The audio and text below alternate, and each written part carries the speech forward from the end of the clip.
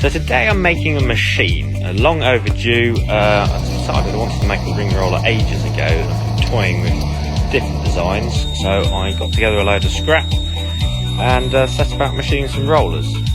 So this machine will allow me to curve metal in a very controlled way, make hoops, rings, curves and whatnot, and should prove to be very versatile. So here we are machining the first roller.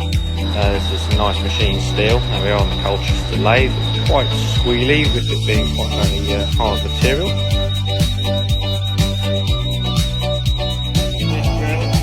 And then we use some scrap plates to start making some horn blocks, which will allow the rollers to go up and down. These were machined out to fit old series landrover bearings that I just happen to have in the workshop. And there we are on the beaver milling machine, machining in the slots, which will allow it to ride up and down in the frames. Use a bit of RSJ, welded on some 12mm plate. There you can see that's what the roller will slide up and down in. It slid rather nicely, so I'm quite pleased with that.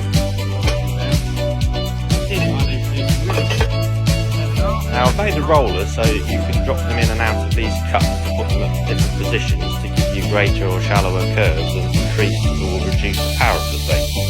The mag drill came in handy for drilling the top, which the tower for the hydraulic went into. And then we swapped the donkey saw for the band saw and started making a hub for the winding wheel. I want to be able to take the top roller out in order to get complete hoops out, so I wanted to make this wheel detachable. So made a hub, used an old mill cutter as a drive dog, which I thought was quite a neat solution around the keyway cutter. And then it was time for a test. So this was for one of my, I know it's only flat and only very small, but it just sort of shows what you can do with this sort of machine.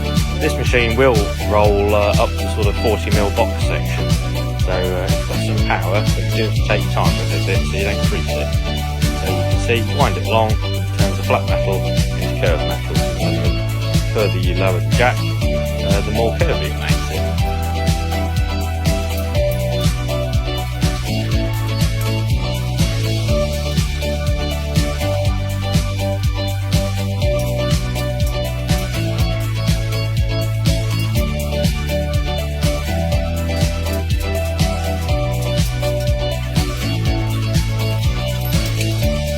There we have it, a hoop made on the machine. So pretty pleased with that, pretty pleased with the machine, and looking forward to using it more.